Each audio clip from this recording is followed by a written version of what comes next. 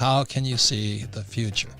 In other words, the question, if you're sitting at home right now worried about your job or your business, whatever you worry about, what does the future hold? And that's why this is probably the most important program, but it's not. See, most people just watch the stock market. That's all they watch. They don't know much about what the home prices in their neighborhood. And that's not good enough. Today is how do you prepare and see the future?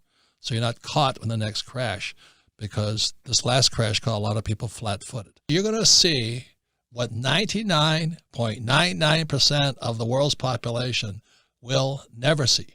Because what George puts into pictures is the real cash flowing through the monetary system.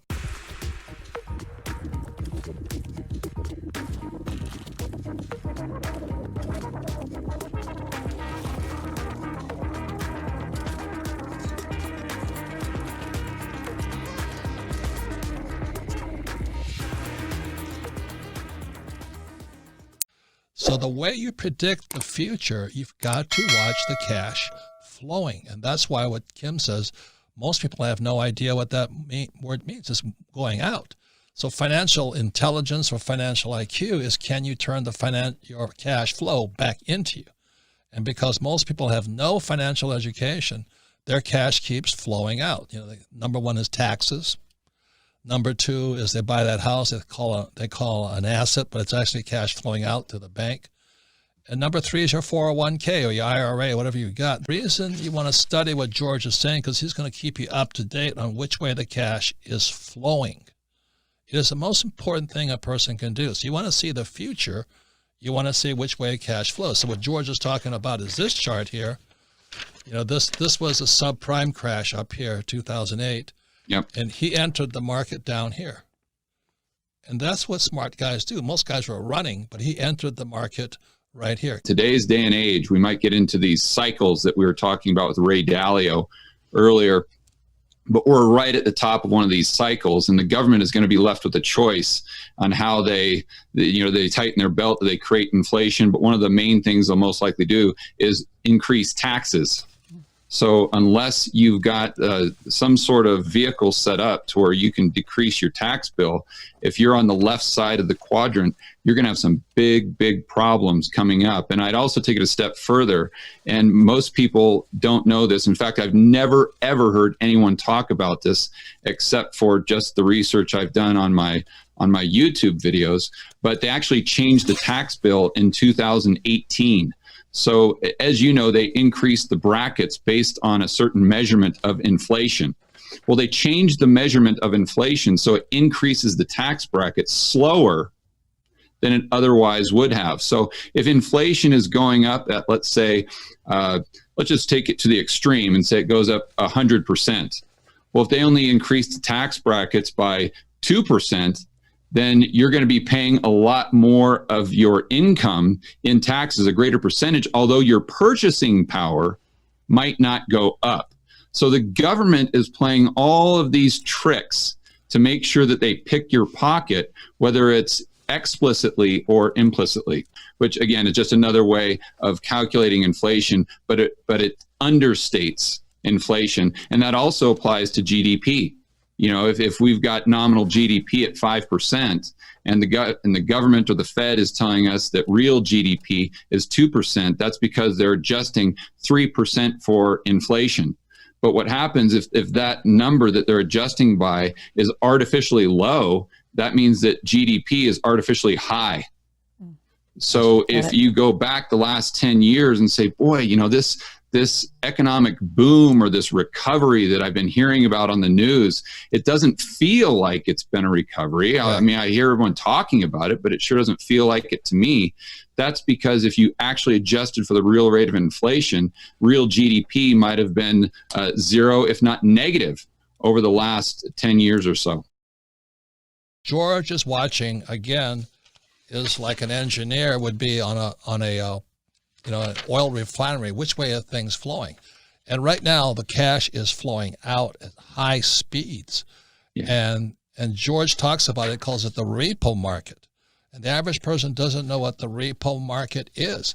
And that's where the hemorrhaging is taking place. Can I back up? A lot of people don't know what you're talking about when you say repo market. What is the repo market?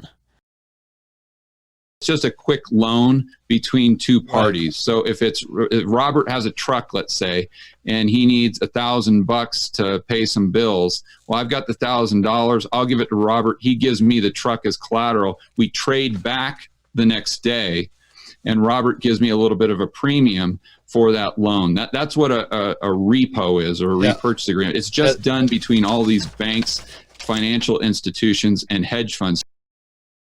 So what are you seeing in the future, George? Well, going back to September 17th in the repo market, we saw interest rates spike almost up to 10%, which was totally unprecedented. Usually it follows the Fed funds, which was, call it 1%, 2%, right around there. So if you see this happening, you know that there's something wrong underneath the water. You're seeing the tip of the iceberg. You're seeing the top of that wave, but you know underneath there's a lot of problems. And that's what prompted Robert to take some action. So I think what I want to stress, and I'll explain this just momentarily, but what I really want to stress to the viewer is that if you're able to just start to understand the macroeconomic picture, and it doesn't need to be complex. Listen, the reason you think it's complex is because all these economists and academics, they use all this jargon and technical terms. But if you just break it down into simple English, it's actually very easy for people to understand. And if they understand it, they're going to be able to make much better decisions for themselves and their family in the future for their finances. So whether it's me or anyone else, make sure that you're trying to really pay attention to what's going on. Go into just what you were saying, George. What does this mean to me? Right. And what can I do? And how do I benefit from all of this information?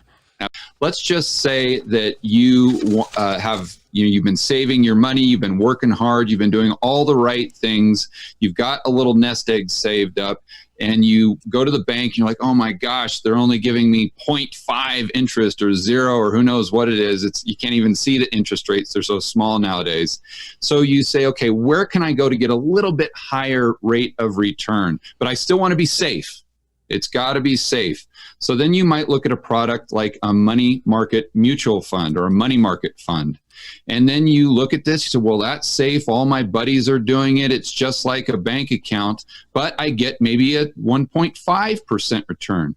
Well, what the average person doesn't realize is they're taking exponentially more risk just to get that 1% additional return. So how is that? Because the way that the money market mutual fund gets the additional return is they take your hard-earned savings and money and they put it into the repo market, or they put it into the commercial paper market, which is basically funding for corporations, the same type of thing.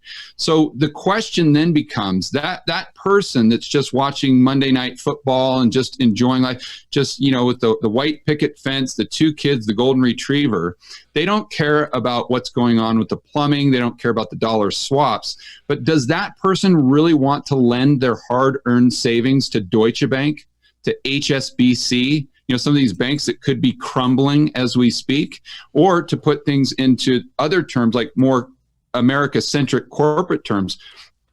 Would that individual want their money being lent to American Airlines right now, or Boeing right now, where every single time you turn on CNBC or the TV, you see that they're asking for another bailout because they're about to go bust? That's how this macro, and that's how the cash flow and the plumbing that Robert's talking about, that's how, just one way that it can affect the everyday person.